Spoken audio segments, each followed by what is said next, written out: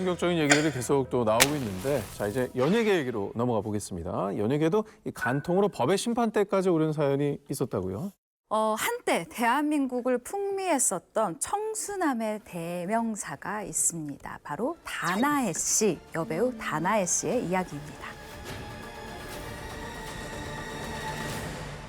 다나해 씨 같은 경우에는 당시에 정말 최고의 시청률을 자랑하던 엄청나게 그냥 모든 국민이 보던 이 드라마의 여주인공이었어요. 그래서 톱스타 반열에 오른 이 여배우였는데요. 그 당시엔 또 설문조사를 굉장히 많이 했었는데 시어머니들이 좋아하는 여배우 1위에 항상 이 배우가 자리를 차지를 했습니다. 그러던 어느 날 보도를 통해서 아주 충격적인 사건이 전해지게 되는데요. 그 전성기를 누린 지 불과 1년 만에 다나해 씨의 필로폰 투약 사실이 전해지게 됐습니다. 이 보도에 따르면요, 다나해 씨가 총 3차례에 걸쳐서 지인의 집에서 마약을 투약을 했다라고 전해졌는데요. 그런데 문제는 이게 끝이 아니었어요. 근데 마약도 사실 이미 충격인데 문제가 또 있었어요? 이 마약을 함께 한 사람이 더욱 문제가 된 거였는데요. 송간남 씨라는 이 사람이 등장을 합니다. 간남입니까? 네, 간남. 간통남 뭐 이런 느낌이에요? 간남 씨가 등장을 합니다. 근데 그가 바로 유부남이었어요. 이 보도에 따르면요, 이 둘은 한 모임에서 만나서 이제 가까워지게 됐고 연인 관계까지 발전을 하게 됐다고 하는데요. 이후 오피스텔에서 동거를 할 정도로 아주 대담한 불륜 행각을 보였다고 합니다. 함께 마약을 투약한 이 사실이 보도가 되면서 이 모든 사실이 대중에게 공개가 된 거죠. 야, 근데 불륜에다가 마약까지 하면 근데 다나해 씨는 이런 보도들에 대해서 다 인정을 했나요? 다나해 씨가 이렇게 얘기를 합니다. 술에 필로폰이나 다른 무엇을 탄 사실은 전혀 몰랐다. 그리고 나는 송간남 씨를 사랑한 죄밖에 없다. 근데 이 송간남 씨는 또 이렇게 얘기를 하는데요. 다나해 씨가 드라마 촬영으로 힘들어했고 또 자신의 가정사로 너무 힘들어하더라. 그래서 내가 피로회복제라고 하면서 이 필로폰을 술에 타서 마시게 한 적은 있는데 필로폰이라는 사실을 그녀에게 알리지는 않았다라고 그녀는 죄가 없다라는 식의 주장을 당시에 했습니다. 이 와중에 서로 약간 쉴드 치는 듯한 발언이 좀 둘이 입이 나오고 쩍쩍 있네요. 맞네요. 예, 예. 예. 근데 중요한 거는 송강남 씨와 함께 그 다나해 씨가 마약을 투약했고 두 사람은 불륜 관계라는 거는 뭐 이제 피할 수 없는 진실이 된 거잖아요. 그런데 여기서 또 반전이 일어납니다. 두 번째 공판 때였는데요. 송간남 씨가 마약류를 탄 사실을 다나해 씨에게 알렸다라고 180도 입장을 변화합니다.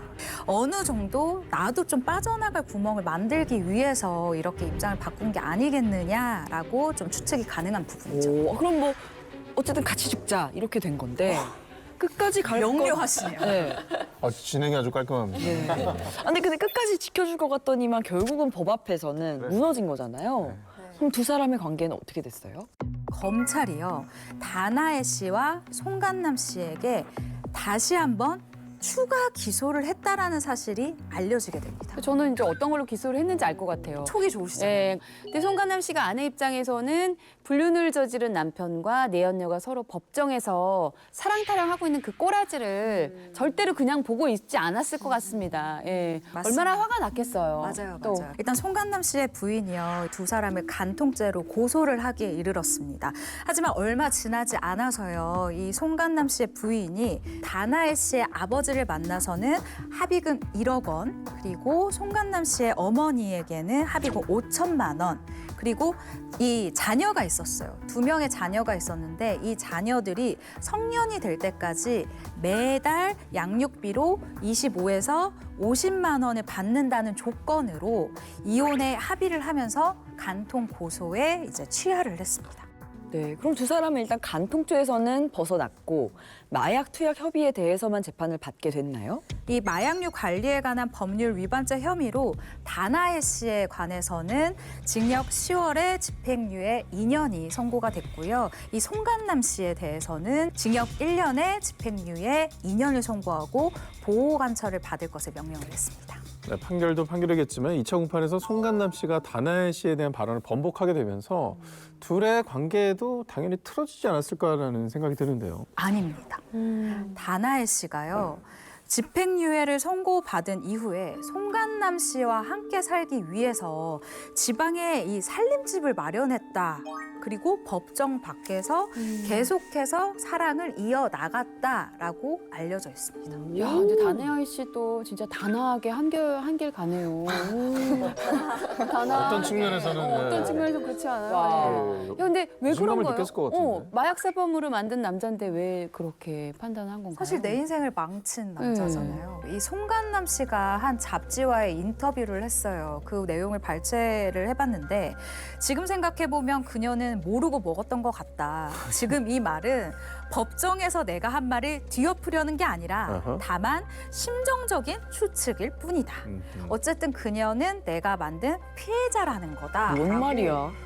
무슨 말인지 잘 이해가 안 되는데요. 그러니까 이해하기 힘든 말을 이 송간남 씨가 했었거든요. 지금은 이 두 사람 각자의 길을 걷고 있는 것으로 파악하고 있습니다. 그럼 이 다나엘 씨는 지금 어떻게 사는지도 좀 알려진 게 있나요?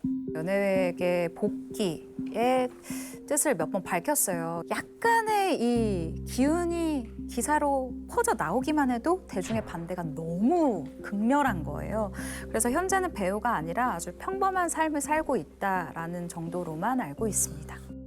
그런 일 없이 활동을 했으면 진짜 지금까지도 큰 사랑을 받았을 텐데. 저도 엄청 좋아했거든요. 예, 좀 씁쓸하네요. 예. 자, 이제는 병원까지 연루된 사건이 또 있다고요. 등장인물은 남편이 도란남이고요. 네. 아내는 장복수입니다. 장복수와 오. 도란남. 서로 만만치 않은데요. 네, 평범하게 20년간 가정 생활을 이루고 있는데 남편은 대기업 부장이고요. 아내는 좀 평범한 전업주부였습니다. 두 사람 이 가족이 큰 문제가 있었던 게 뭐냐면 이 남편 도란남이 여성 편력이 있어서 20년간 살면서 아내한테 여자 걸린 게 4번이나 야. 더 이상 있다고 봐도 될 것 이게 같아요. 뭐 진짜 뭐 습관도 아니고 진짜 이게 뭐 한두 번을 봐주면 이렇게 계속하는 사람들이 있더라고요. 더더군다나 이렇게 걸릴 때마다 이게 마지막이다. 정말 안 할게. 봐도 이렇게 하면서 용서를 계속 해준 거예요. 아니, 속이 얼마나 문드러졌을까요, 진짜. 예. 속이 이제 문드러지는 상황인데 남편 도란남이 아내한테 폭탄 선언을 합니다. 네. 이혼하자, 협의 이혼하자 선언을 해버립니다. 어? 남자가? 네, 먼저요? 예. 바람을 20년 참아준 아내한테 이혼을 요구했다는 거예요? 근데 뭐 이유가 있어요? 아, 그래서 도란남이. 그래서 이런 값을 하네. 도란남, 진짜. 방송에서 이런 말 하는데 진짜 돌았네요.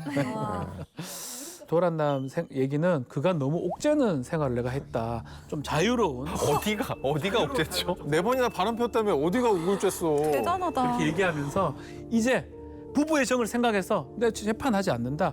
원만하게 협의 이혼하자. 이렇게 얘기를 한 겁니다. 뻔해. 근데 진짜 어이가 없네요. 적반하장이잖아요, 지금. 빨리 장복수 씨 어떻게 복수했는지 예. 말해주세요. 네.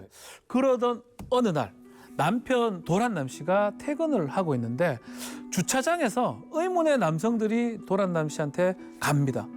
퍽치기 같은 게 일어나요. 그 남편이 쓰러지고 이 사람을 붙잡아서 뭐 도복끈하고 노끈 같은 걸로 묶은 다음에 이 사람을 4시간 정도 데리고 가서 구급차로 이동을 하게 된 겁니다. 구급차로?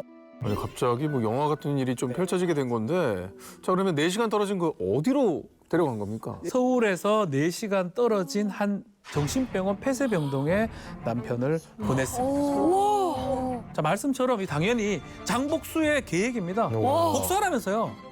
남편 도란남 씨가 자신한테 이혼을 요구하니까 화가 상당히 났고 자신의 오랜 지인이 있습니다. 운전자 왕후구 씨라고 있어요. 이분한테 좀 부탁을 해서 이 사람을 폐쇄병동에 가둬둔 겁니다. 이 도란남이 예전부터 좀 우울증하고 약간의 불면증 증세가 있었던 거를 장복수 씨는 알고 있었던 겁니다. 요것을 아내가 장복수 씨가 이용을 했던 겁니다. 근데 혼자 할 수는 없어요. 그렇죠. 가족들의 동의가 또 있어야 돼요. 또 있어야죠. 한 명 더 필요한데 네. 시어머니를 좀 이용했어요. 어떻게 이용했지? 자, 시어머니한테 장복수 씨가 남편 도란남이 술을 많이 먹고 나를 폭력한다. 나는 이 혼인 생활을 유지하고 싶다. 정신병원에 좀 입원시켜서 우리 결혼 생활 유지시킬 수 있도록 좀 해달라고 거짓말했고요. 어머. 이게 동의서를 받은 다음에 병원에 제출했던 겁니다. 근데 남편 도란남 씨가 가만히 있었을 것 같지 않거든요. 이 사람도 막 머리가 팡팡 돌아가는데 건물의 3층 흡연실에 갔다가 일주일 만에 폐쇄병동에서 탈출을 합니다. 아, 진짜 영화 너무하다. 찍었네. 네. 그리고 이 아내 장복수 씨가 이런 일을 꾸몄다는 것도 알게 됩니다.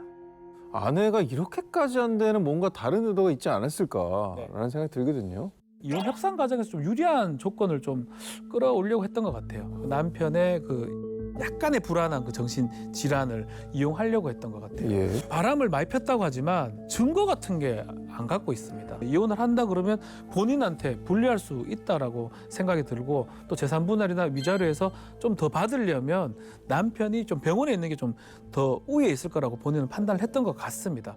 와, 그럼 그 이후에는 어떻게 됐어요? 남편이 가만히 있진 않았을 것 같은데. 그렇죠. 이 도란남이 오히려 결혼 생활 불성실을 이유로 아내한테 소송 제기를 합니다. 놀라운 거는 이 소송하는 과정에서 또 이상한 사실이 밝혀집니다. 이상한 사실. 왕호구가 있죠. 예. 구급차 운전자 네. 왕호. 오렌지. 왕호구. 네, 사실 이 왕호구 씨가 상간남이었다. 누구의? 장복수? 장복수 씨의 상간남이었던 거예요. 진짜 장복수가 어떻게 그럴 수가 있어? 그래서 이게 문제가 되는 거예요.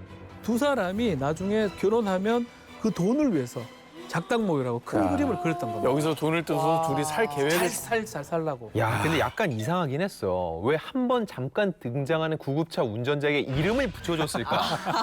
이게 이상하긴 했는데. 근데 이제 나는 왕호구라 아 이 사람은 그냥 순진한 피해자겠구나 반전이 있네, 이 스토리요. 라고 했는데 어. 두 사람은 결국은 뭐 재판 이혼하지 않고 아무런 조건 없이 협의 이혼을 했는데 이 정신병원에 가다둔 겁니다. 불법 감금이 될 수가 있거든요. 공동 불법 감금이 될 수 있기 때문에 그 부분을 나중에 이 도란남이 문제 제기를 합니다. 폭칙이 들어갔다고 예, 그런 부분들. 네. 그래서 민형사 소송을 제기하고요. 결국은 장복수 씨가 징역 2년에 집행유예 3년을 받고요. 왕호구는 징역 6월에 집행유예 와. 2년의 선고를 받습니다. 자 오늘은 이혼 특집 세 번째 이야기 간통으로 인해 막장까지 간 사연들을 함께 만나봤습니다. 네, 오늘 역시 뭐 어마어마한 이혼 얘기를 들어서 또 이 방송 나가고 뭐 얼마나 또 주위에서 뭐 난리가 나지 않을까 예상을 해봅니다. 아니 근데 결혼이라는 게 꼭 이렇게 나쁜 일만 있는 게 절대 아니기 때문에 다음에는 좀 밝은 소식도 좀 가져와 주실 수 저희 없나요? 변호사들은 그런 소식을 전할 수는 없어요. 못 만나는 거야? 그런 세상이 펼쳐지면은 생계가 저희는 할 일이 없었죠. 아 그렇네. 참 이렇게 얘기해 드릴지 모르겠지만 다음에도 또 흥미진진한 얘기 기대를 해보도록 하겠습니다. 네, 오늘 자리해 주신 변호사님 그리고 두 기자님 감사합니다. 네, 수고하셨습니다.